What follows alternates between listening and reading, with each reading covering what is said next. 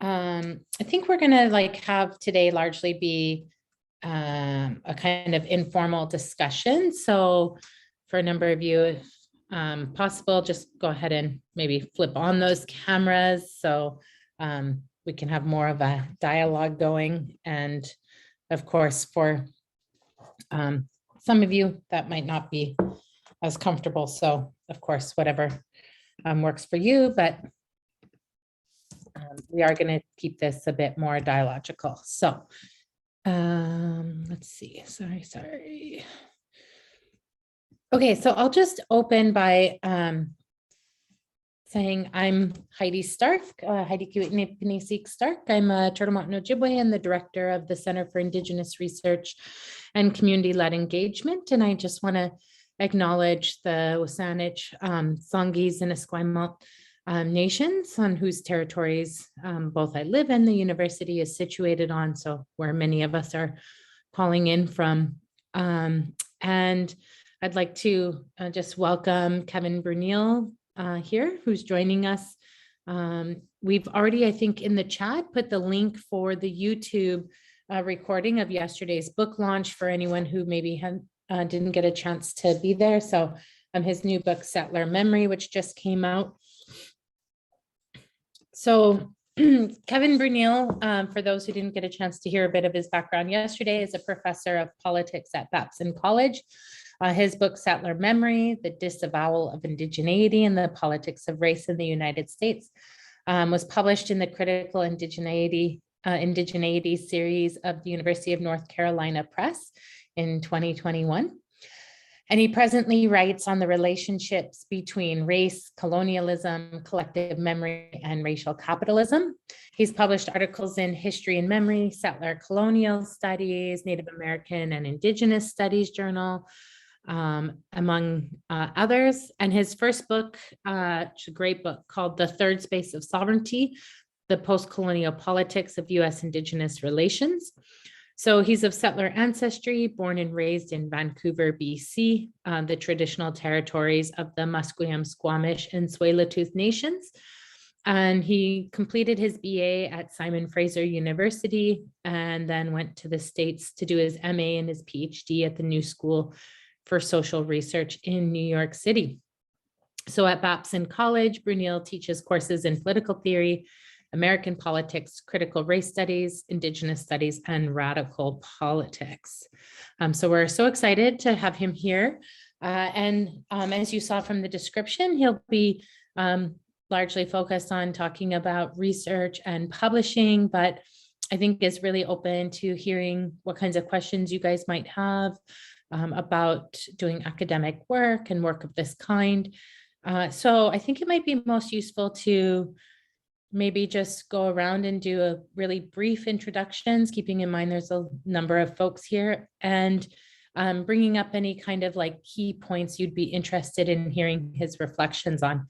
And then we'll come around to Kevin and he can correct any parts of his bio I might have left out or interesting features he wants to add to it. Hector, I'll turn it over to you and then we'll go around the circle. Hello, everyone. My name is Hector Vasquez. I'm originally from Mexico. My indigenous heritage is Totonaco from the central part of Mexico, particularly from what is now known in the state of Veracruz. I'm the research and communication coordinator at Circle. And well, I just want to say thank you again to Kevin for being with us today and sharing his experience. I think it will be really useful for all of us. And I'm talking myself as an emerging scholar. I'm really looking forward for your discussion. Thank you. Sure thing. And thanks, Hector, for all your organizing work and the emails and everything and getting things set up. That's been amazing. So thanks so much. Thank you. Great. Thank you. Kelly? Nilce. Hi, everybody. I'm Kelly Aguirre. I'm an assistant professor in political science at UVic. I'm looking forward to this conversation. I didn't really come with any particular questions, but also as a kind of an emerging or early career scholar, I'm just interested in having some conversation around priorities at this stage of the game. So thank you, everyone. Thanks, Kelly. Ben?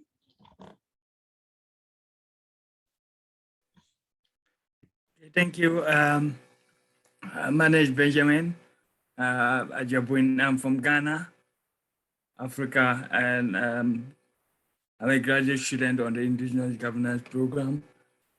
And I'm really glad to be here and to listen to the perspective of Kevin on research methods and how to go about research stuff and being a new in the area of indigenous studies. I'm really looking forward to understanding those perspectives and how to go about them. Thank you. Great, thanks, Ben. Morgan? Hi, I'm Morgan. I'm Gitsan and settler mixed descent, and I'm just grateful to be here and learn from you. I'm like working on my dissertation in the early stages, and really interested to hear about kind of like the publishing process. I know eventually, we'll want that to be a book, and I'm working on a sovereignty project right now. It's intervening kind of in political science, so very much inspired by work that you've done. So I'm just grateful to be here and learn from you. Great. Jerry or Sherry? Hello, everyone.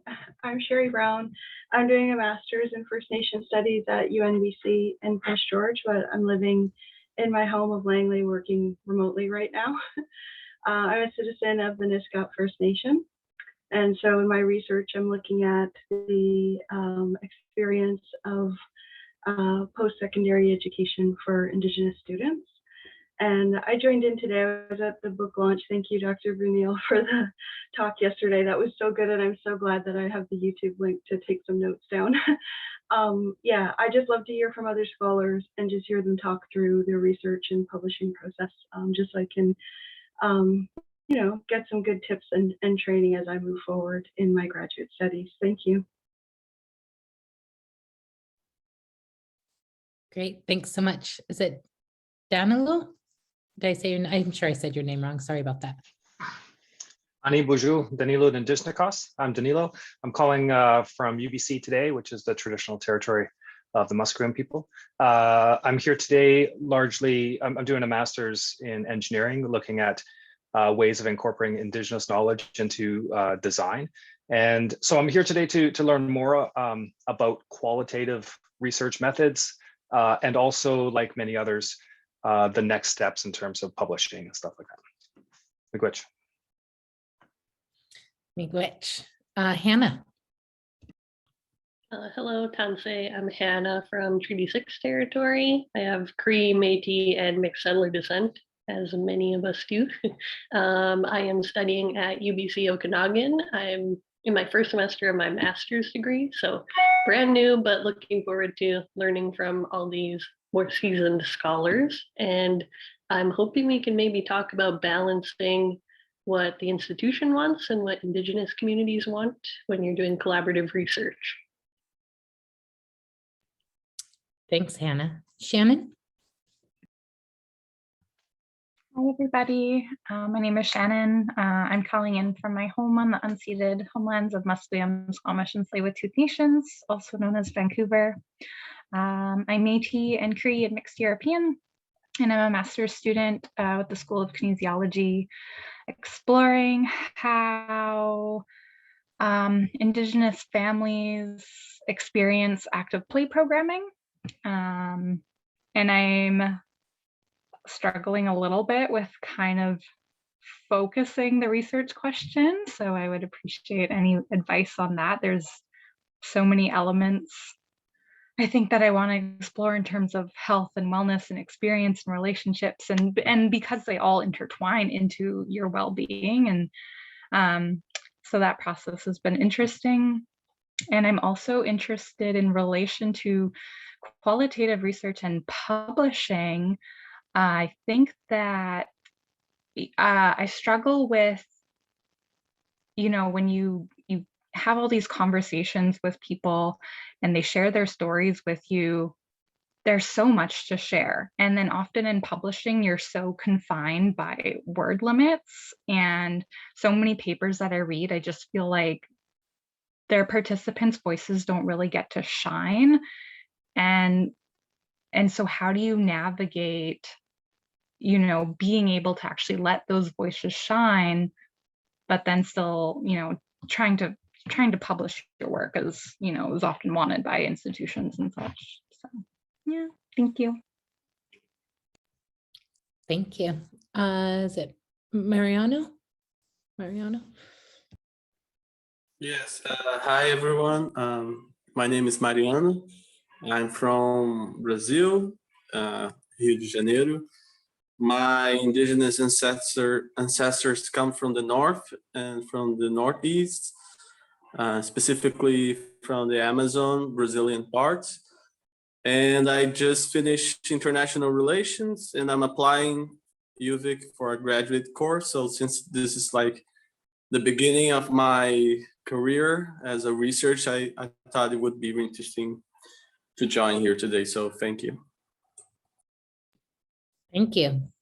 Cheyenne.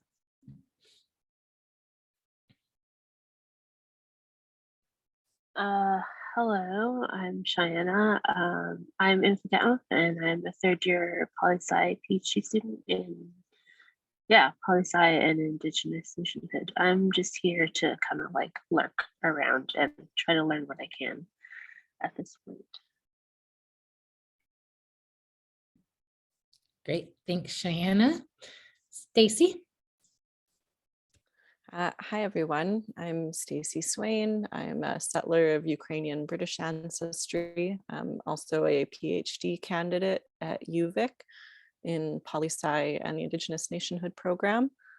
I guess I'm starting my dissertation and doing work on a book chapter right now.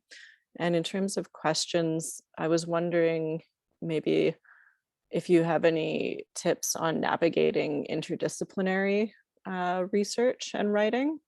Kevin, your work, you know, spans so many different fields and is in conversation with so many different fields that I was thinking maybe some insight on navigating breadth and depth of the literature that you're engaging with, I guess, if that makes sense. I would be helpful to hear. Thanks. Thanks, Stacy. Robin?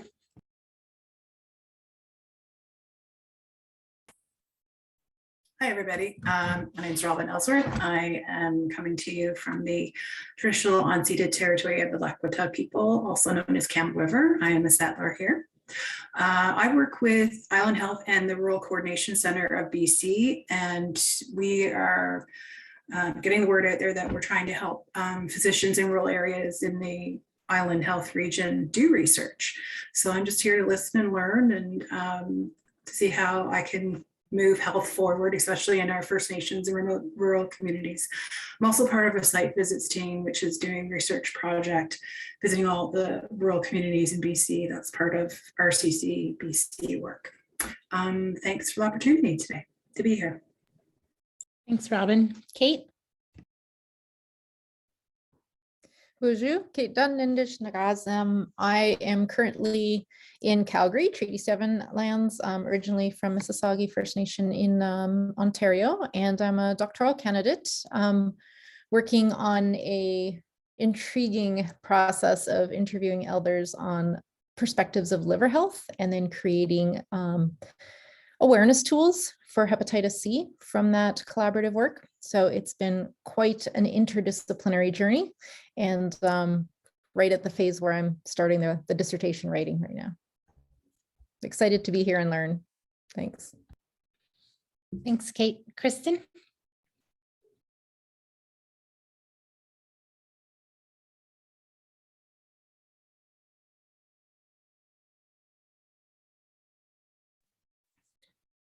Okay, we might have lost Kristen for a minute. Leanne?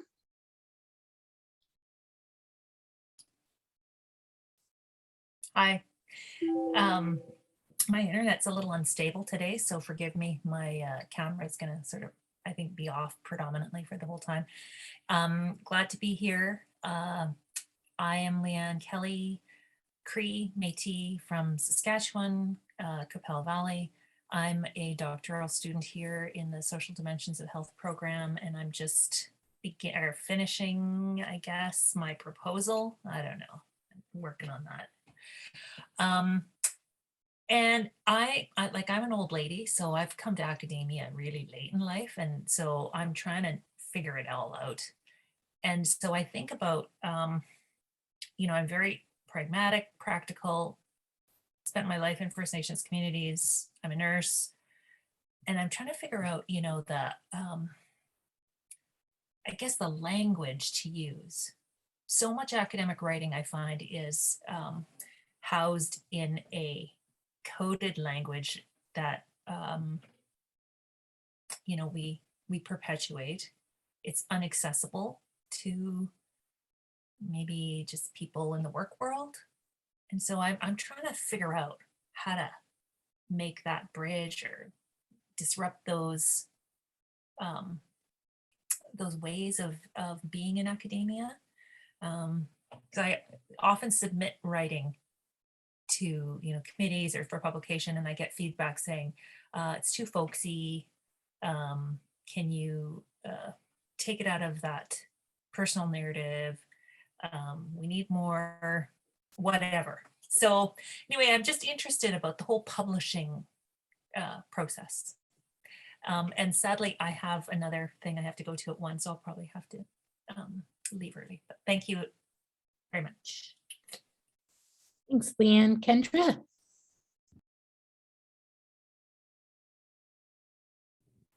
Hi, my name is Kendra Kakulash. I am Ojibwe from Scoutner First Nation, which is in Treaty 2 territory. I'm in my homelands right now. My research is on community engagement. And as for questions, I'm just looking forward to the whole workshop. Thank you, Miigwech. Miigwech, Kendra. Marcia?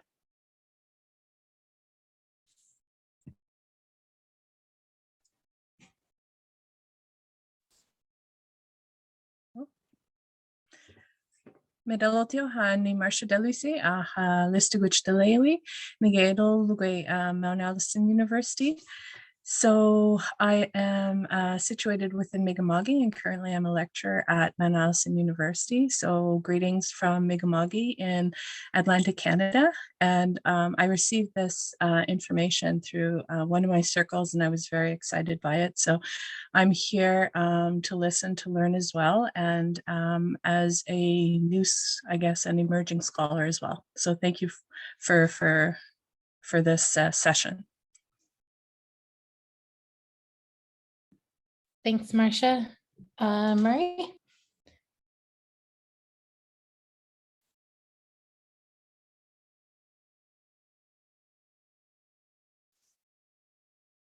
He might have stepped away for a minute. Is it Emmeline? Manuel?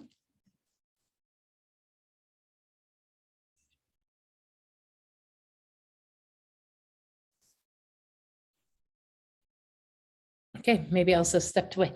Gavin, I'll turn it over to you. Great, it's great to meet you all and hear about your projects and where you are in the process. And you know, I think maybe we'll get into more of the nuts and bolts of the research and writing process, which it sounds like what you need. I mean, I don't. Yeah, I spent the last 2 days talking about my work, so I'm really interested in hearing about yours and what the challenges are. And I think there's ways in which I might be able to help out, and other ways in terms of different methodologies that I don't do that might not be as workable for me. I mean, I think that trying to think of where to start. I guess I'll start with research questions and maybe the interdisciplinarity issue. You know, one of the odd benefits of, I went to the New School for my PhD, and one of the benefits of it, the problems and the benefit was I had very little guidance in terms of what I was doing. I was kind of off on my own and had to sort of build my own foundation of knowledge, because there was not, it was difficult for me to find advisors who knew much about Indigenous studies in the Eastern US, in New York area. And so in terms of interdisciplinarity, I think there's a couple of sort of baselines. One is the question of what exactly you seek to accomplish through this graduate work.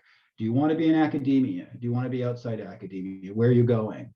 Where do you imagine yourself going? Because there is the question that gets into the question brought up earlier about types of academic discourse and audiences and publications.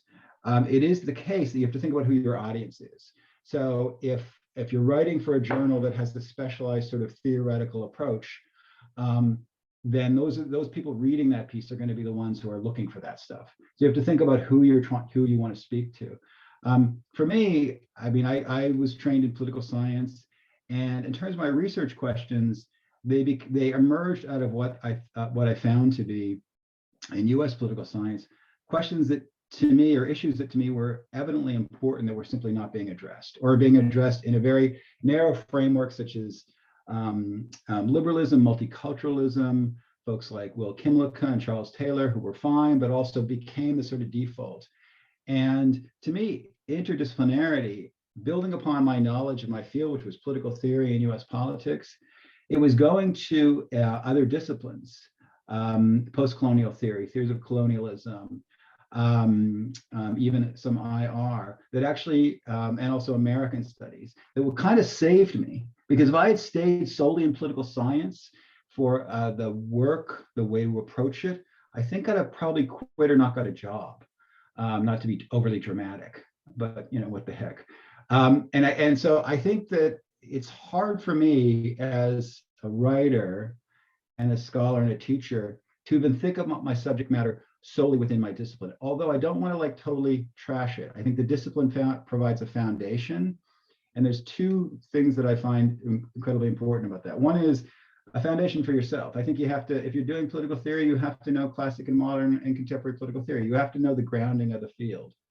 And then from there, you can critique, recuperate, engage in different ways to mobilize it or teach it. You also get a sense of what the language is, what the expectations are of the field, such that you can sort of figure out ways in which you have to accommodate a certain level if you want to be in academia, and also ways in which you can push at the boundaries. And then when it comes to interdisciplinary work, I think the issue is you have to do the work. So if you're going to end up reading, as I did for the first book, post-colonial theory, you really have to work through that literature and you can't have a dilettante's grasp of it. You've got to work it through.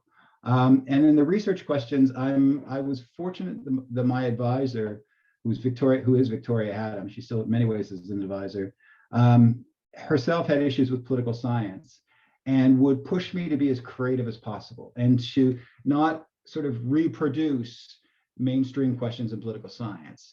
And so when it came to sort of bringing post-colonial theory into the first book, I would occasionally like drop it out because I was like, there's no way it's going to be accepted in political science.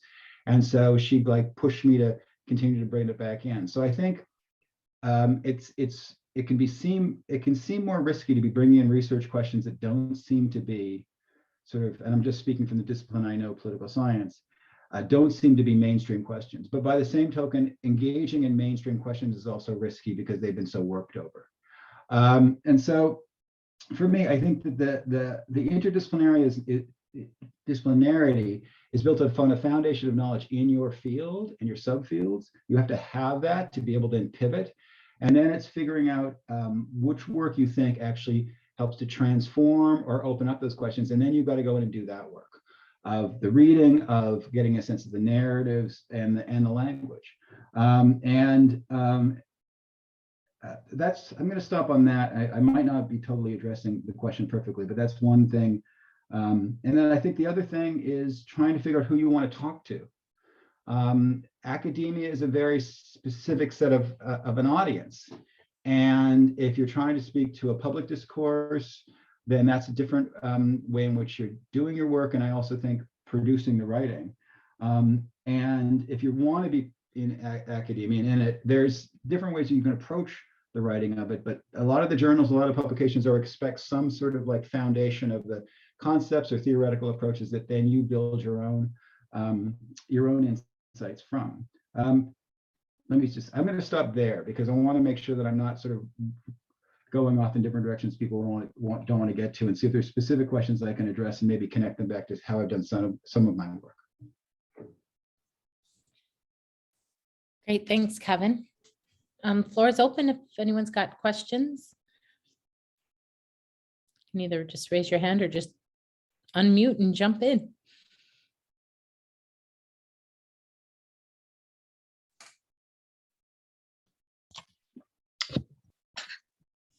I think I have a question. I think it kind of comes back to part of what I was mentioning earlier about when you have so much to say in a paper, the word count jumps very quickly. And I found that within my research, because I do have, you know, a number of things to touch on, kinesiology can be quite interdisciplinary, but then I also, you know, looking at multiple methods. And then so to try to write that within a paper, I just like get lost in how much to include and how much information, you know, for each of those different pieces of knowledge to include. Otherwise, I could go on at length about, you know, different health models, and then on at length about play models, and then on at length about education and early childhood education, and then go on about family dynamics. And it just like keeps growing. And I'm like, wait, whoa, we need to, I know there's a lot of things happening here, but like, how do we reel that in then? It's a great question. I think in many ways, your problem is you have a baked in solution to your problem, which is you're trying to tell too many. I don't know, because I don't know your work, Lily, but you may be trying to tell too many stories at once. And one of the, I think we've all probably read pieces, whether it's academic or other popular pieces, when it seems like somebody's trying to like account for too many factors at one time, and you can't actually focus in on what the central point is. So if you have a couple of things in terms of, and I know what you mean in terms of qualitative, you have so many quotes, you have so many examples that you just feel like they're all so important that they all deserve presence in your work. First of all, separate them out. I would separate them out in terms of, you already gave some categories in terms of how particular examples, whether it's people's experiences or institutional analysis, can speak to one slice of your story. You actually don't, from my view, and I understand the struggle too, you get all this, however you do your research, whether it's archival or ethnographic, you get all this material and you just want to be like, look what I found. Oh my God, look at all this. But your job, ultimately, it's your work. You're the author, and that work is, you're the one who's trying to figure out how to position it to tell, you know, my advisors say to me, like, there's a million stories in the naked city, just tell one. Stop telling so many stories, just focus in. Because what you're talking about is, as you move towards, you know, with the dissertation in the book, you'll have chapters in which you can tell different sections of it, right? So the larger book can have all that together. But I think, and it takes discipline in the sense that you feel like, oh, this is connected and important, and I feel like bad about leaving it out. But you have to ask yourself, it's the classic writer's question, like, do I really need this, or do I just sort of want it there? If you don't need it there, get it out and put it in another area. And in terms of like quotes and voices, in the end, you're the author, right? And so if you're handing over the text to many great, say you have these great interviews and a lot of quotes, and you're handing over, putting a lot of it into a chapter, you're no longer the author. You're a stenographer. You've handed it over to your interview subject. So you've got to make a decision to say, look, these 2 or 3 examples really begin to get to the point I want to make about this particular section of my larger topic. And I'm going to make this particular point, and I'm going to draw upon 2 or 3 examples. I'm going to help the reader walk through why they matter for this particular topic I want people to understand. And then with the next chapter, I'll pick up the next one. But I think, you know, it's an understandable urge to want to just provide a forum for all the research and all the people that you've been engaging with. But then I think actually, if you try to put too much in there, then you do all that a disservice, because you don't give it enough space to breathe. And so I think for me, the way I think about it, and I totally know the experience of especially for me, archival work and finding so much great material, I've got to figure out what is the exact story I'm trying to tell, what are the pieces that I think the reader can help to understand? And then my job is to explain it, to connect it and build. And if I'm building a book or a dissertation, how does it build me to the next topic? Because you mentioned like 4 or 5, right? So it may be that you have 4 or 5 chapters. You just have to figure out how to demarcate them and build from step to step. And there's going to be stuff, the other part, there's going to be material you get, whether it's from interviews or from something else, that is great material for yourself that you get so much from and think is so powerful, that's just not going to make it. Because you have to decide, like, I have to focus in on those examples that really help to convey what I think are the important insights. So I'd say sort of separate it out into the very categories you talked about and simplify. And remember, if you're handing over, if there's too much of that material, and I've had this in reviewing articles and books before, where somebody has great material, but then all I'm reading are the interviews from or their data. I'm reading like long passages from the archives. And basically what that person is telling me is, you go read the archives. No, it's your job as the author to explain why these matter. And so I would sort of start to, in your own notes, prioritize, what do you think are the particular pieces of evidence or what you found that really start to help to illuminate very specific parts of what you want to get at. I mean, it is academia in the sense that you know, I don't think we're very good at bringing a lot of things together at once. And I think that's when academics get in trouble, because we feel responsible for so many dynamics we want to account for. And then I think sometimes it comes out as a muddle that seems like it wants to make sure that nobody's left out of the narrative, no dynamics left out of the narrative, but I'm not always sure in the end it serves the reader to really understand something in particular. So I think you want to be patient and see if you can separate in those very buckets that you talked about, see if you can separate them out. And then within each of those particular categories, see if you can find how you can prioritize which of the sort of all the material you've got out really starts to speak to a lot of the things that you think the reader should know. And then you as the author have to figure out how to explain that, because you know, having a great quote or having a great historical moment that you've drawn from the archives is not going to do the reader any good unless you can figure out how to explain the relevance of it to them. And I think simplify. And I know my writing can get overly complicated, so I can point the finger at myself too. So I know this process. So I'm not sure if that helps, but that's the way I think about it. And I know exactly the issue because I've been through it in doing work when I want to just get it all on the page. But I don't know, it's the discipline to figure out what really matters. And I think that comes down to what your question really is, because then you know which parts of the research really help to answer it. And sometimes working through the material helps you define the question.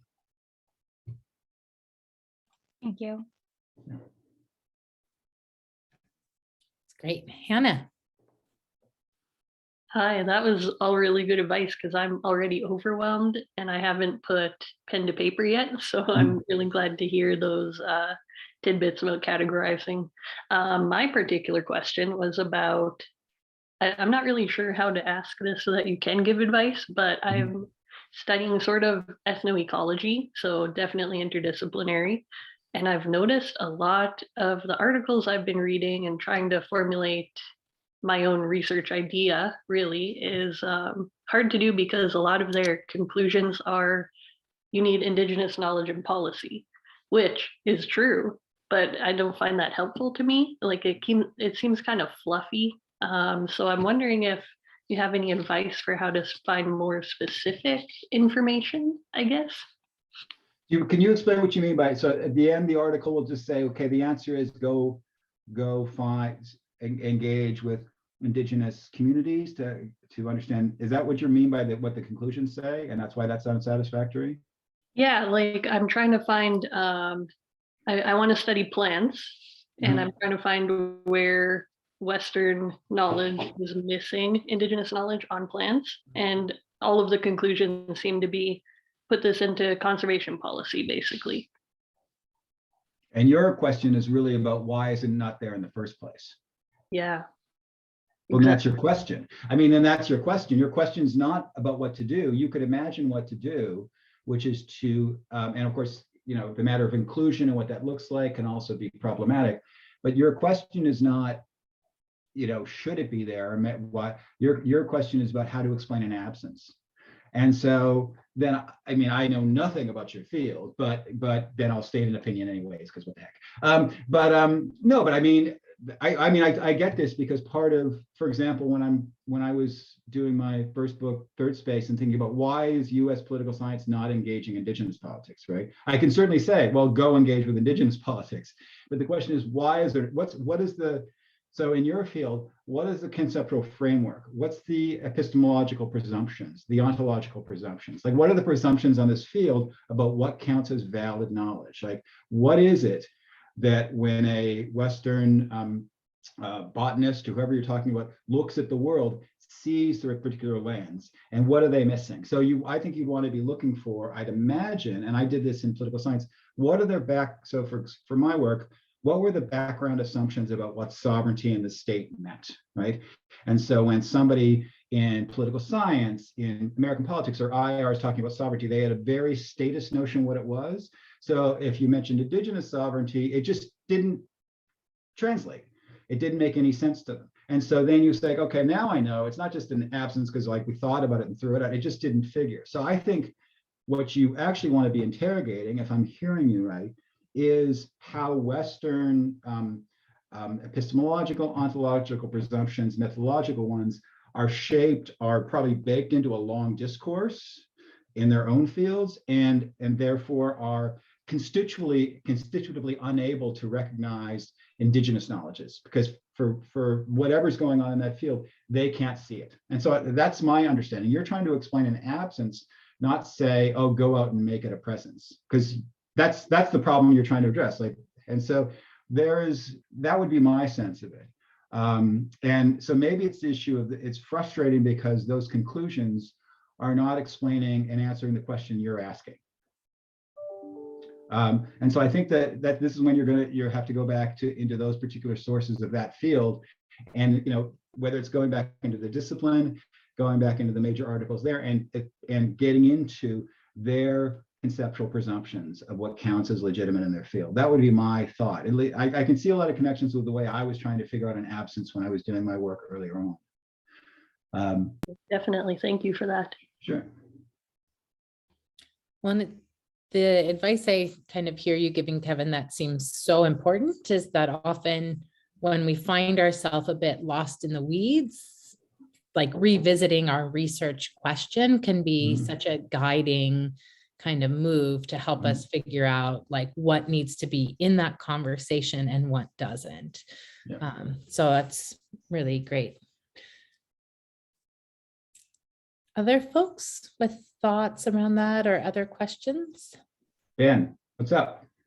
Okay, thank you so much. I'm just beginning to get engaged with Indigenous research in Indigenous writing style.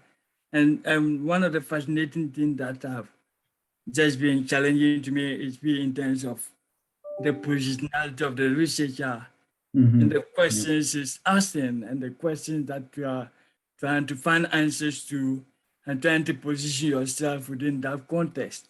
And that's actually been something that has been challenging to me, trying to engage with Indigenous literature and to also position my own self in answering the research questions I'm trying to answer. Yeah. And I'm kind of like, sometimes you're trying to challenge the narrative. And you're not just engaging with the literature and writing and answering the questions to just the Indigenous cycles in terms of speaking to all the Indigenous person, but they are also trying to challenge the Western style of writing and also trying to challenge that type of narrative. I'm trying to find out how do you balance this kind of write-up in terms of positioning yourself within the research, trying to challenge the narrative about the Western style, because you're also trying to speak to those people involved who are more Westernized in their research approach.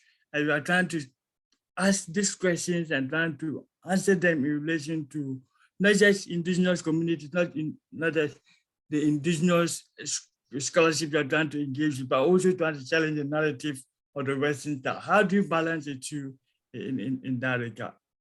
Thank you. Yeah, it's a great question. I mean, first, in terms of positioning, I try to make sure to very clear about who I am and who I'm not. I think it's incredibly important. I'm a settler ancestry. I'm a settler. I'm not of any native ancestry, and to not have any confusions in that regard at all. And also, I think that's now you do. It's a part of like both centering yourself briefly and then decentering. So you have to be clear about that going in. And I do think that actually that allows for some topics and closes off others. There's certain approaches and things that I would not necessarily, especially in terms of how I do my work. I'm more theoretical and historical, and also the context, the geographical context. So one is to be clear about your own relationship to the work, and then the questions. And I try to, in my work, actually front load the questions. Like the reader should know early on why you think this matters and what is your relationship to it. Now, I do think it's important at the same time to then not center yourself in the story. You have to back off and then make sure the research does a lot of the work. Now, for me, a lot of my work has tried to engage in different forms of what you were calling Western knowledges about subject matters.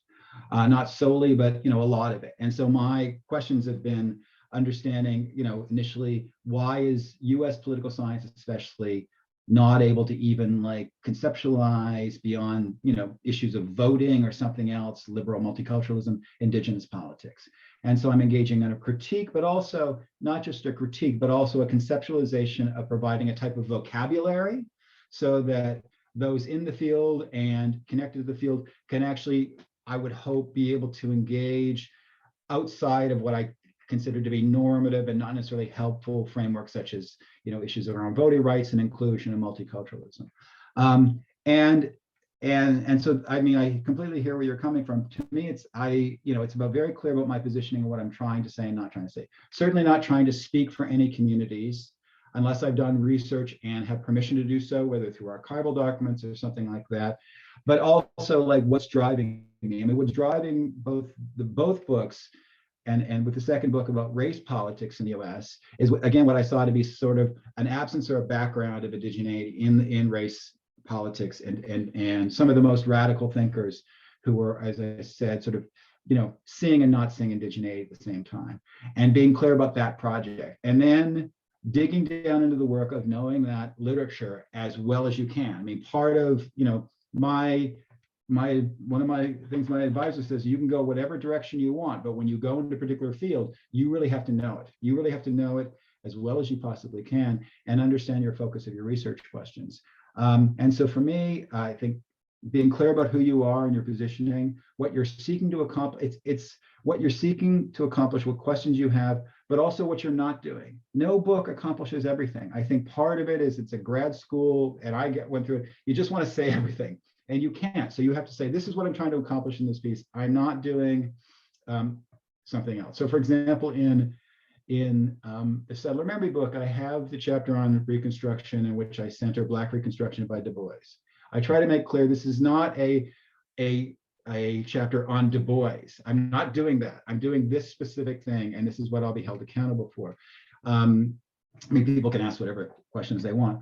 And so I think I think one thing I'd say, and then I'll stop, is a lot of these questions, a lot of these issues of research questions and what you're after, they're not going to all come to you ahead of time. I think there's sometimes we think that we're supposed to have our questions first and then go in and answer them. It's like when I teach writing, because a lot of my teaching is teaching writing. I tell students, don't worry about coming up with your thesis statement first. I think it's a trap. Actually, do the research, do the reading. If you try to come up with a thesis statement without doing the research or reading, you're just going to have a tendentious reading of everything. You're going to just try to make it fit with your thesis statement. Do your research and then see what questions start popping up as an insightful person who's looking at different absences, presences, dynamics in relationship with the research. So your research question should be there, but also very fluid to respond to what's in the material, to know there should be an overarching thing of what you want to do. Like I want to critique Western forms of knowledge, and my question is this, but I'm open to it changing as I work in the archive or in the materials. And then I think as you're writing, you want to keep coming back to feel like, am I comfortable with the direction this is going? This is what I wanted to say in the first place. So that's how I've thought about it. And certainly questions I've thought about in terms of my positioning as a settler scholar working in this area. of certainly wanting to be clear about who I am and what I'm doing, and not overstep, which I'm sure I've overstepped a million times, but not overstep in terms of like who I'm trying to speak for anybody.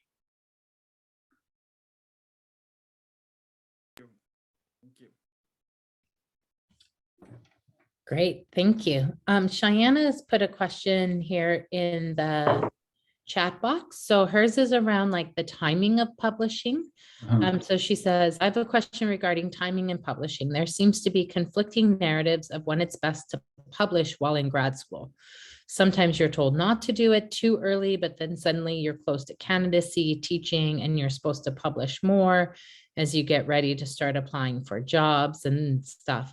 And she says it feels a bit overwhelming. So do you have any thoughts on trying to balance publishing while in grad school so that you're setting yourself up well later in your career? So yeah, I think they're trying to get at also like how much to publish to be successful on the job market versus like being able to retain some of that work for tenure and promotion files, right? Yeah, my advice would be, and I'm like an old guy, and I was graduated in 2001. I don't even know what my years are anymore. But my point is that the advice that I got in 2001 is not necessarily the same advice in 2021. So I'm just going to give my perspective on it, and you have advisors who. But my view is, if you feel like you have something that is ready to be reviewed, you may say there's some issues with it, but it's better to be reviewed. An editor would say, let's send it out for review. Send it out. Now, do you want to send your entire dissertation out? No, but my advice would be to have one or two pieces out there in the review process. Couple reasons. One is hopefully it gets published. And I think that the way the market is now, having an article that's out is helpful. The other is you're going to get reviews, and you're going to have your own advisors, and you're going to have hopefully a cohort who are reading, but you're going to get reviews from whatever journal you think is your audience journal. And then that'll give you feedback moving forward. Because I was sending out stuff in grad school and getting rejections and getting feedback and understanding often political science journals, which I've now pretty much abandoned. But I got feedback of how the field was reading me, and then figuring out what is good advice that I really need to address and what I don't think I need to address. So I think you get feedback. You can work through the process. But I think my advice would be like have one or two pieces in the mix out there in the world. Hopefully going through to get published, so you have something on your CV. It matters. This is an industry, but also you're getting that feedback for revise and resubmit, which we all get, to move forward. I don't think it's a good idea. And again, somebody who's directly advising might tell me I'm wrong, and that's fine, to not be publishing at all. I think you need to get stuff out there in the world. And when it moves to jobs, job applications, I'm on a search for philosophy at Babson right now. People have things out there. And also the other thing I would suggest is get into the conference presentation circuit. Get in there, get your work out there, have people be in conversation. And what you might find is not only like other outlets for sending your work, but also new colleagues who you can share work with, you can get feedback from. But I would have a couple things out there. And in terms of the long term, I think you never know where you're going to end up. Some places may say, oh, what you did before you got here don't count. Some places, like we're looking at an arc, you can't predict what's going to happen in your career. I would get stuff out there, get going, and deal with that later on. Because you want to get in that conversation, you want to get people interviewing you, bringing you in, and then you can worry about later. If you get a job and you're set up and they're like, well, that article you did a few years ago, we're not going to count. Well, it's a good problem to have because you have the job and you figure it out from there. So that's what I would get going.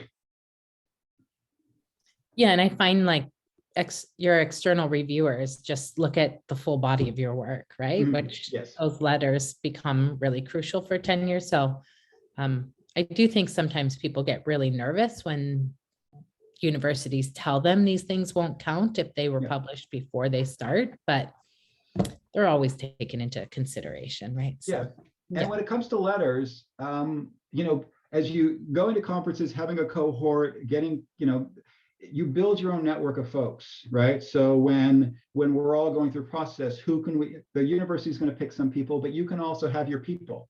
So you want to sort of build your people who will read and support and put things in the framework, because you sometimes need sometimes what a letter writer does is a translator. This is the work that so-and-so is doing. This is why it matters in the field. And so I think going to conferences and building those relationships it matters. You don't have to be like best friends, but somebody who you're like, oh, that's a cohort I really want to talk to and keep reading. And then as you get into the field and get going, you can write letters for one another. And we all do, and it matters. That's how you keep your community going, is we all support one another.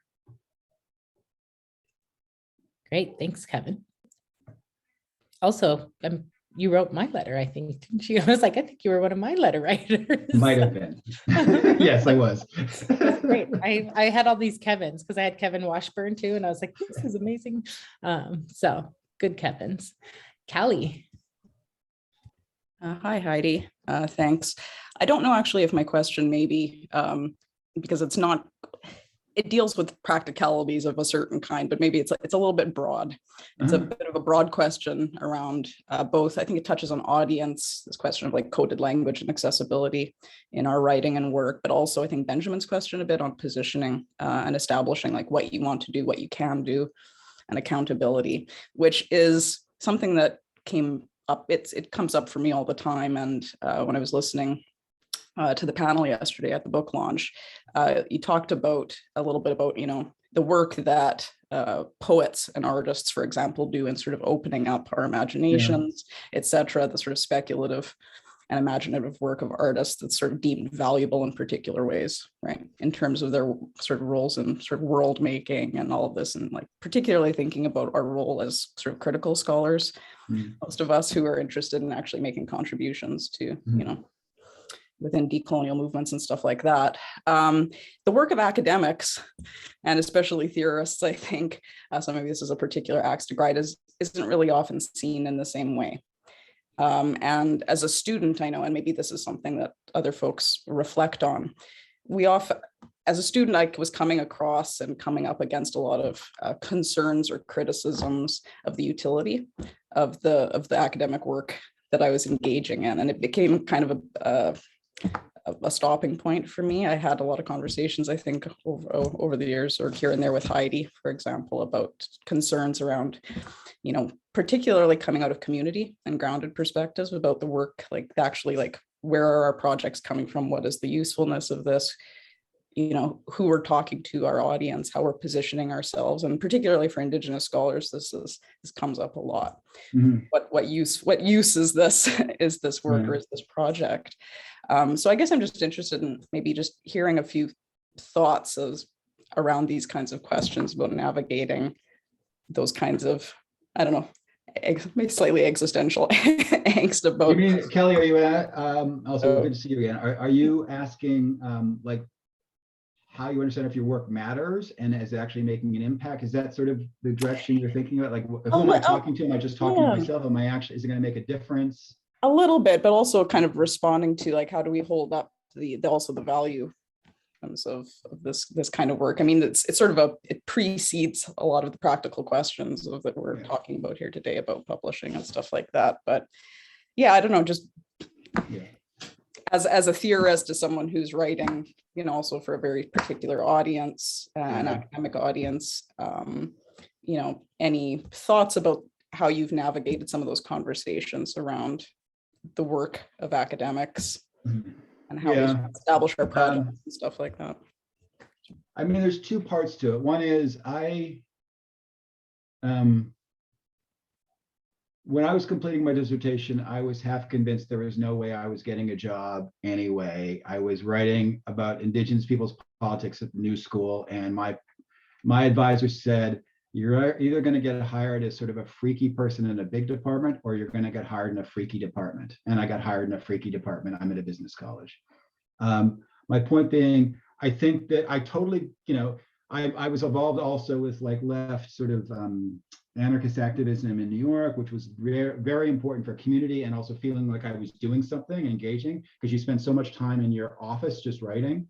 I think the use question it's a great one, but I think it's also often as you're doing it, I feel often like it's unanswerable. And I think we put too much pressure on ourselves because you never know what the use is going to be. When I finished Third Space of Sovereignty, I didn't know most of the community I'm engaged with now. I had no idea who was going to read it and what was going to happen. I was thrilled and honored that I got to meet and be part of a community of scholars in this way.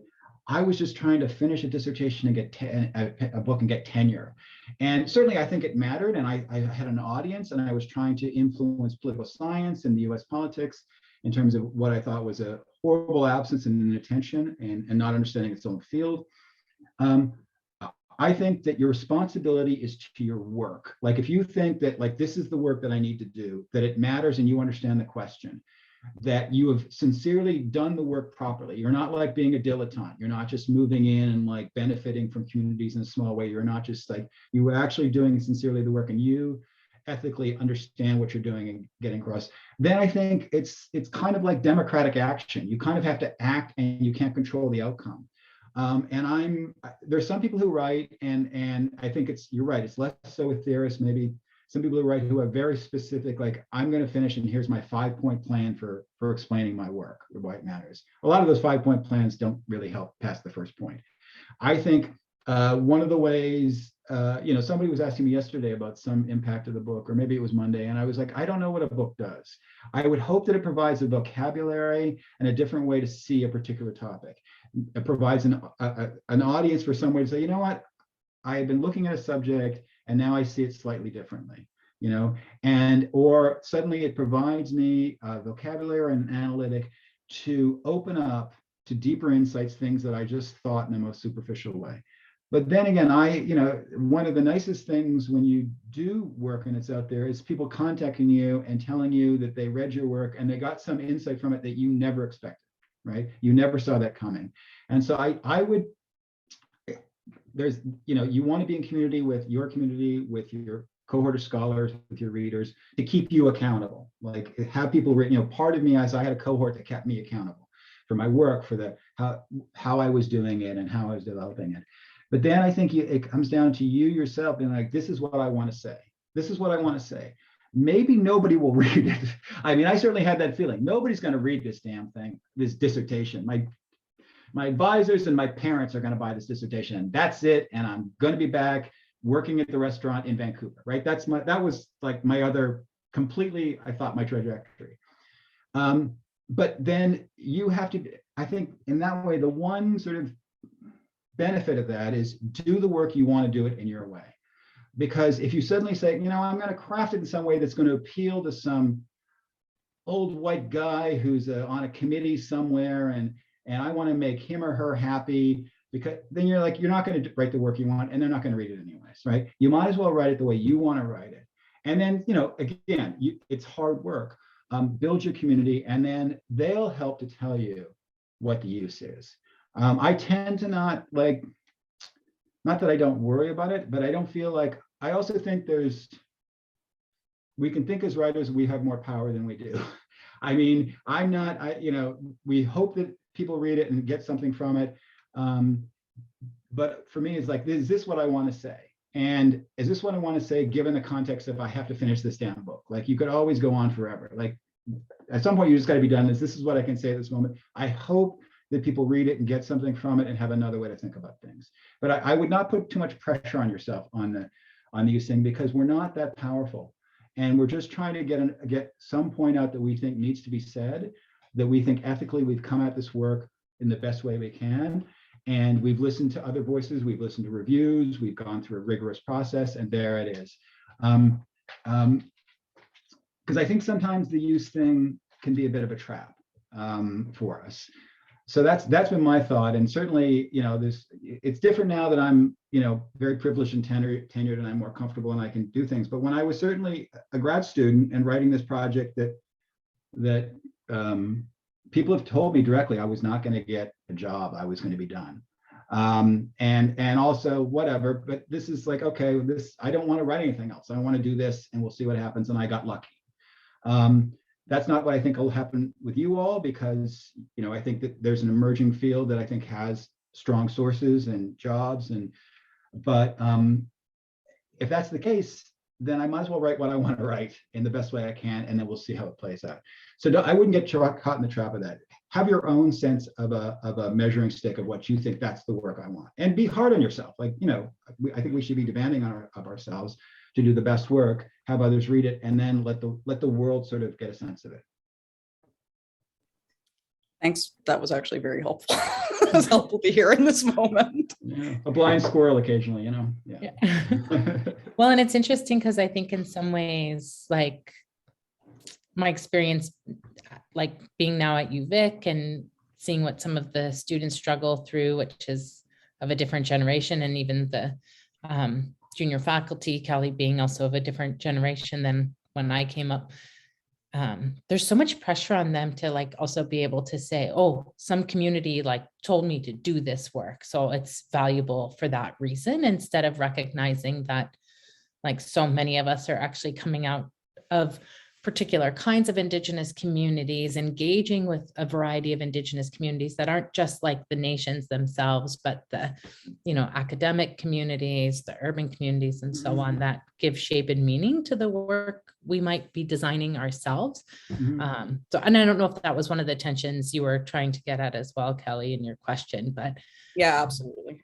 Yeah, I mean, it does seem like there's all this like pressure on these guys now to be able to say, oh, this community wants me to do this project and that's why I'm doing it. And anything short of that is not legitimate, as if we're not like capable of recognizing particular challenges and issues arising out of our communities that are worthy of scholarly attention. So absolutely. I just want to note that my old friend Erwin has posted here something about jobs, and something interesting people should look at if they're interested. Oh, great. So please pay. Yes, and I think in the end, I don't emerge from a Native community, so I can't imagine the pressure coming from one's community in terms of responsibilities. But in the end, we have what is our role? We're individuals who are trying to figure out things. We have brains, and we want to sort of work through these particular processes. And our name's going to be on the work, and we're trying to figure out how to like articulate our own relationship to these particular questions or issues. And so it can be a lonely, experience when you're in there cranking it out.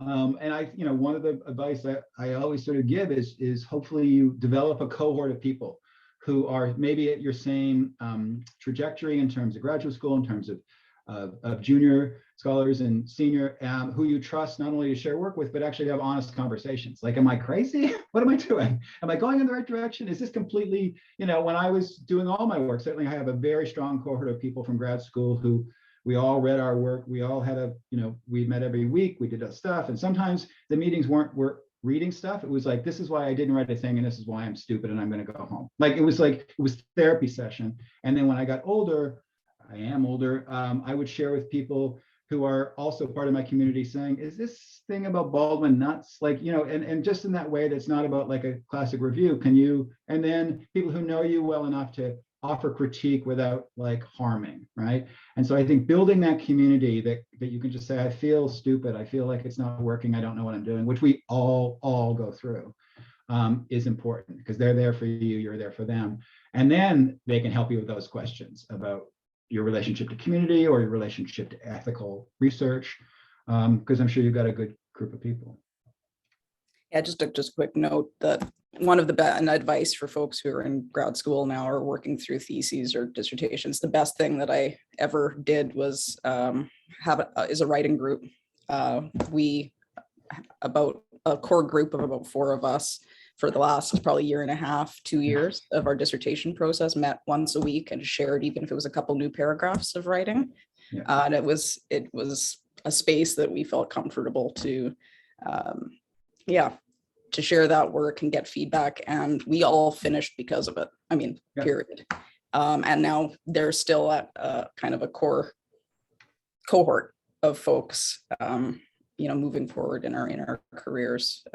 So that's just a recommendation. I completely agree. So, I mean, I had great, advisors. Vicky's amazing, Ann Norton, great people, but they're busy. and they're not going to be able to read as quickly, and they're waiting until, and your people can say, I got 2 pages, or can we get a beer? And that's, for me, I still am close to all those folks. So that's through grad school and through the academic process and tenure. And I think it's community. We certainly, our own names are on this, but those acknowledgements matter because there's all the people who helped us get there.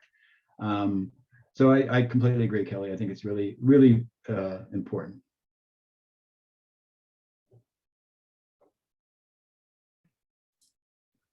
Other questions from folks?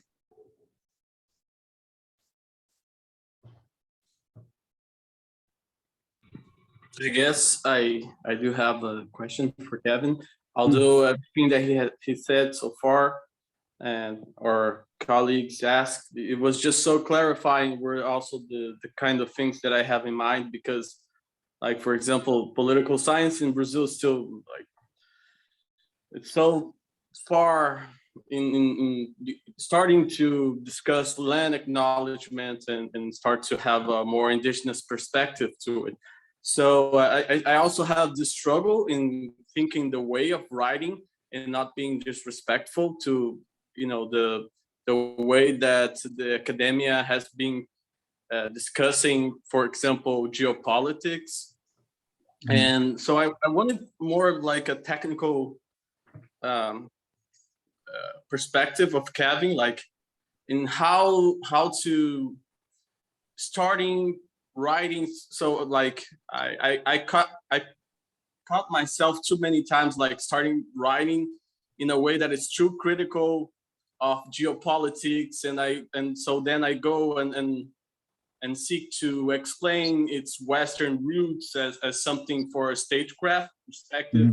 And then I get worried that, it will sound too, it won't be respectful, So respectful of the of communities, respectful of the discipline, respectful of, I would say, of how the discussion goes. Because, for example, political science, it's still focused, it's really polarized, for example, on the civil and military, because of the, the states, because of South America history with the dictator, the military dictatorships, the political science goes a lot to this.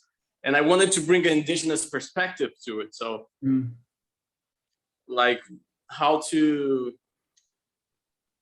introduce, in a respectful way, how to, whenever I think it sounds too much aggressive to how the discussion is going, how to change that, how to think in different ways of writing it. There's certainly, it is a profession industry, depends upon where you want to be published, but there is a type of way in which you frame critiques, right? I'm not gonna, just say, John Rawls is full of shit, right? That's not gonna probably fly. I gotta be able, so there's a way in which you want to, I think you guys want to think about what you want to get out of such a conversation, right? So say you're thinking about a major trend within the field, when talking about geopolitics and the role of the military, right? And you want to say, okay, this is there, this is what it contributes, but these are the things that I think it's missing out on, right?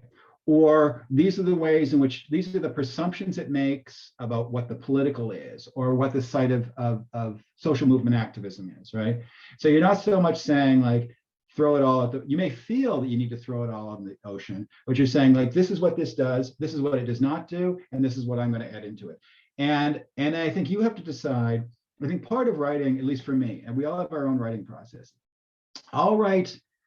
I don't have writing block. I have writing like waterfall. I'll write 30 pages to get 3. I'll just keep going, right? And some of it is just nonsense. But what I'm trying to do is, how do I want to talk about this particular author? And I'm just going to keep working through, right? And then I start to go through what are the pieces I've actually want to connect to others, and then actually want to publish and put in. For example, in the book, I have a very, very like 1 page on Frank Wilderson and Afro-pessimism. I in fact have like 30 pages, but I had to decide this one piece. And I have a lot of criticisms but I'm like, I don't want the book to get deflected about this. I've got to position myself in relationship to this, and I want to move on. So you have to decide, okay, I have all these critiques, but I just need to say this particular thing so my audience knows I have some issues with this particular part of the field and its presumptions. This is what it does. This is what I think it needs to do or doesn't do enough of, and I'm going to do it, right? And then you move on. And if you want to write that larger paper about all the problems with the field, you go ahead. I don't think it has to be disrespectful. That's just a tone thing, right? That's just like, this is what the field does. And unless you really want to go after it, but I don't think especially there's any need to, right? And also you don't want to get distracted by being drawn into their mucky world, right? And I mentioned Rawls because I remember writing a paper on Rawls in grad school, and my teacher, who's a nice guy, said, paper was okay, but the problem with people who write about Rawls is they start to sound like Rawls. Like you can't get out of that world, right? And I couldn't find myself in it, right? And I was just writing a grad seminar paper, but I couldn't find myself in it because I just kept getting caught into his vocabulary, and I wasn't me. And so I think a lot of the stuff in terms of your questions is, how do you find yourself in this research? And so if you feel like, you just have so much personally you want to say about this particular problem in the field, that's your own personal business, right? But if in terms of your scholarship, all I need is a quick sort of statement about what I see to be the problem with this direction, and a statement about what I think is absent or is elided or is diminished, and I'm going to be the person who corrects that. And then it's like 3 paragraphs and you're off to the races, and get back to what you want to talk about. Always come back to what you want to talk about. And in terms of the field, I mean, there's so many articles and there's so much stuff out there. One of the things I learned, and I was lucky enough because I had, as I said, a good advisor, but also a good cohort, is there's certain moves you have to make in academia. There just are, in terms of being in the field. It's an industry, certain ways in which you present and do sources and maybe sites of publication. But there's actually room for you to be creative, to find your own. You don't just have to repeat the same sort of modes of argument. You can throw in different ways to talk about something, to engage with something. I brought up poetry earlier. I don't know much about poetry, but certainly there's a way in which suddenly a type of language can maybe reframe things a bit. And there'll be some readers who don't like it, but there's a lot of readers who would be welcome because we're so familiar with reading the same old essays.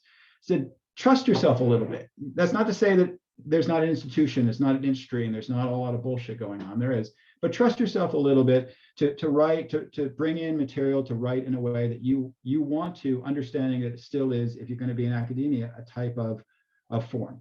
But don't get caught into arguing with other people unless get back to what you want to do, and just position that in a way that just allows your reader to know, okay, this is his position in relationship to that part of our discipline. He's going to go do something else. Thank you so much, Kevin. Sure. Thank you. Great. Other questions from folks?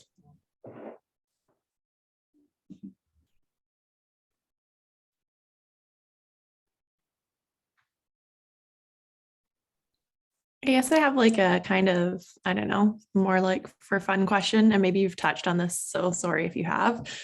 But I'm just wondering, like, what kind of pushback, if any, you got from the diehards when you started advocating for the subfield of Indigenous politics? Did you see? Yeah, I mean, basically, I've not so much pushback. Well, yeah, I guess a pushback. I've left the field in a certain way, in the sense that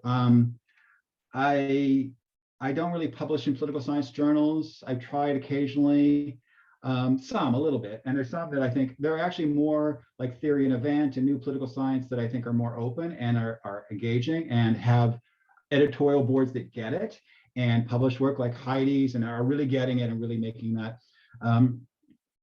The initial was 2 frames. One is there were a few Native studies scholars, David Wilkins being one at the time, who I was, who had a particular way in which he thought things should be done. and Heidi's laughing, but and I wasn't exactly what I wanted to do, but I still also I wanted to be in communication because I was like, work. So that was like on the political theory and on the U.S. politics side, a lot of the people were talking about, it wasn't so much pushback that you can't do that. They couldn't make hide nor hair of it. So they were like, oh, you should be reading Kimlicka. And I was like, if another person tells me to read Kimlicka, I'm going to jump off a freaking bridge, right? Or what's the voting of Native people in the U.S. elections in Arizona? I was like, I have no clue. I don't know. I honestly don't know. Do they pay tax? Who knows? I don't pay tax. I don't know. So part of it was just sort of general ignorance. And then I have less the subfields or other things, but the reviews sometimes were, a few reviews were just, I don't know if I'd say nasty, but were so just inept and unable to even figure out what was going on, that it was like, what am I doing? And it was actually it was American studies, and the having my book in the Indigenous Americas in Minnesota, that I finally were finding readers who actually knew what I was talking about and then could give me critiques that I needed. Like I needed critique. I needed people coming from Indigenous politics perspective to say, no, you need to do this. I wanted that. But it's feeling like I was just talking to people who just were stuck in their ways. And then also you'd have a cohort occasionally who, not my immediate cohort, but people who I'd be at conferences with, who thought it was cute, for lack of a better term, like sort of like, oh, that's interesting that you have this sort of niche thing. And I'm like, no, that's not what I'm doing. And so that was, but then I think now I've never had a job in a political science department. I've been in a sort of interdisciplinary department, and most of my commitments are to terms of my professional service, in terms of reading text, are to Indigenous studies and American studies and race studies.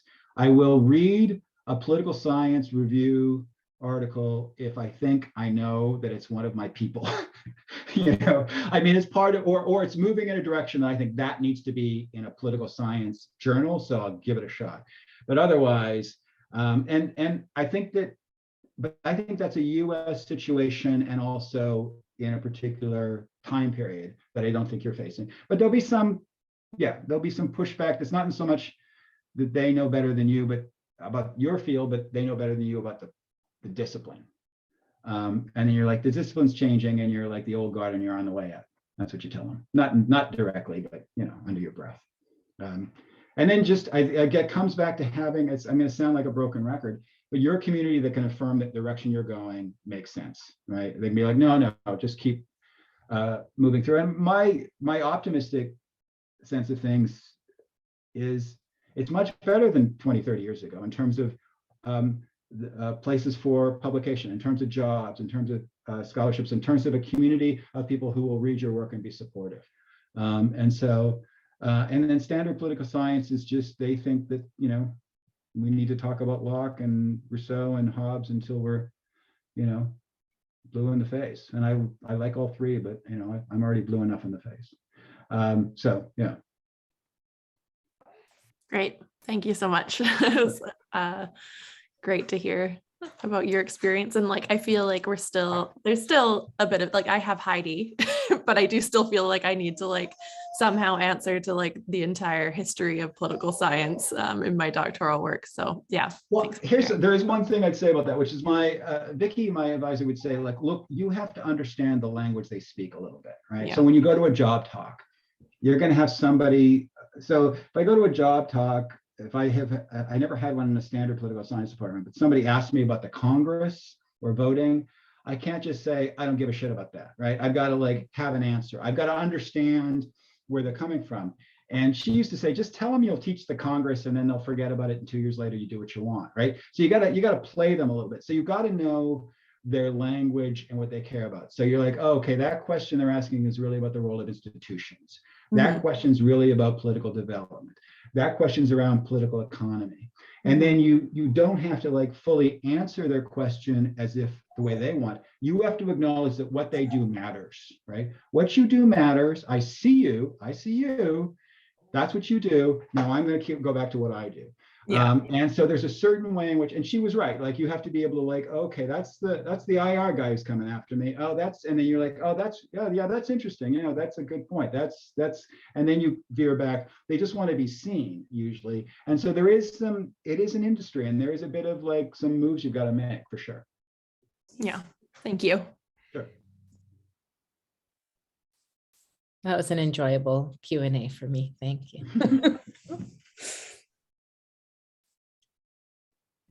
We have time for one last question. If anyone has a final question they want to ask for Kevin.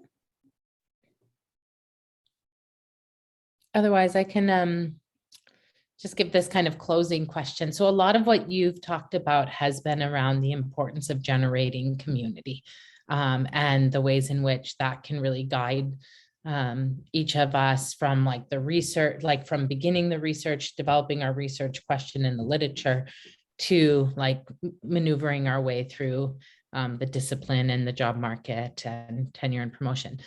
So do you have any tips for these guys about like how to create that community? Or, I mean, Circle obviously has tried to do lots of this, but, you know, I find that students have a lot of pressing demands. And so it's hard for them, I think I'm speculating, to like engage in things that don't always have a kind of immediate payout. Yeah. Yeah, if you just have any and then of course, like COVID for so many of these guys to have had to deal with the struggles of COVID for 2 years, like, yeah, if you just have any kind of final tips on how they could go about just fostering more community or drawing out benefits from those kind of community creating kind of moments. Yeah, I mean, I can't imagine going through and doing this in the middle of COVID. Obviously, there's just so much stress and pressure already. So, so you're all doing great, and you're still, you know, moving forward, and you'll all be great. I think that one is, you know, there's sort of this circle, right? Your immediate cohort, say in graduate school, who you know or you're in classes with, you're connected to, and you may have connections, you may not have connections, and then you build out. I think that. I had that, and I was very lucky. What I did in grad school was I had no scholars who were experts in Native studies, let alone Native. Like I would email. I think I was mailing David Wilkins and other people. I was trying to find people, right? And sometimes that works and sometimes that doesn't.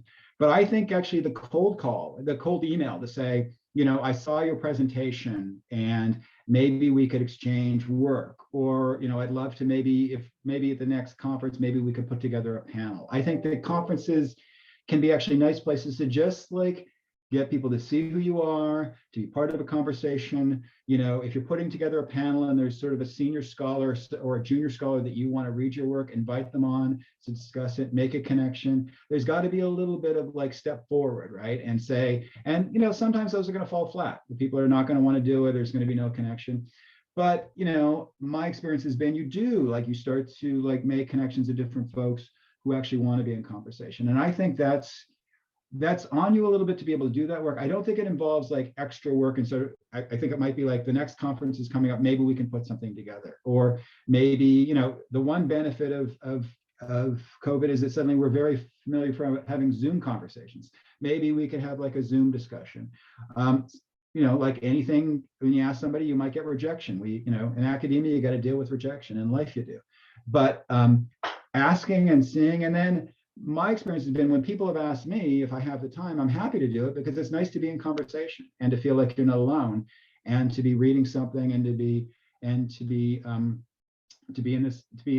helped to build this community. And a lot of us, I think, who are more senior, do feel that we do have the obligation to mentor, right? And to be able to like offer what we can when we can. And so, you know, don't hesitate to ask. Understand that especially we're all busy and some people are just going to say no, but some people might say yes. But I think in terms of your level and that circle, so you have your graduate student circle, but then the circle of people who are certainly your trajectory in terms of your place. I don't mean age necessarily, but, you know, graduate school, moving into job market, junior, to reach out, say, let's form a panel, let's have some connection and see what builds. Because, you know, sometimes it's the panel, is the conversation, but then you go out and have a couple drinks afterwards at the bar, and that's where you sort of like make the connection and start to build and get to know each other a little bit. and then you build from there. And, you know, we're academics and we're all awkward and weird, and that's kind of, we have to own it.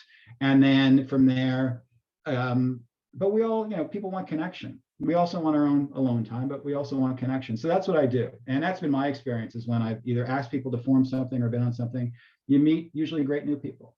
So that's, and the conferences are a good thing, because they're, once we get back to having them, they're set events that are happening 2 or 3 times a year. So they're already happening. They're already there, and they're asking you to submit and do something.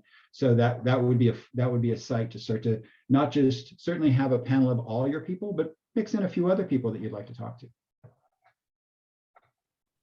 Great advice, Kevin, and thanks so much for all the feedback and advice you've given today. I know everyone here has been really grateful to be able to be in conversation with you and learn from you. And so we really appreciate you giving us so much of your time this week. And I strongly encourage folks who, if you for some reason weren't able to join us yesterday, to check out the YouTube link. And of course, most importantly, to pick up his new book, Settler Memory, yay, from University of North Carolina Press. As well as check out his first book, Third Space of Sovereignty, which Morgan and I like to geek over because we love sovereignty. I finally found my baby. I was like, yay, a sovereignty scholar. So it's been great. So yeah, I think, you know, the other thing for those, I know Morgan and Shan are familiar with it, but others interested, Kevin's also got an amazing piece on the field of political science. So Mariano, that might be also of interest for you, about the kinds of interventions that Indigenous politics is making within the field and the ways in which the field is getting it wrong often, right? So, so check that out. And yeah, thanks so much, Kevin. We've just really appreciated having you here. So thank you. It's been an honor to be talking to you all for the past 3 days. So I feel like I'm in the circle for the last week. So it's been great. And I've learned a lot, and great questions, and just been so nice and honored to have people talking about the book and also talking to you. And you're all going to do great work. So keep at it, and feel free to keep in touch. Hit me up if you want, if I can help out with anything. Don't hesitate. And good luck with everything. You're all going to be great. You're all going to do great work. Great. All right. Thanks so much. All right. Going to go walk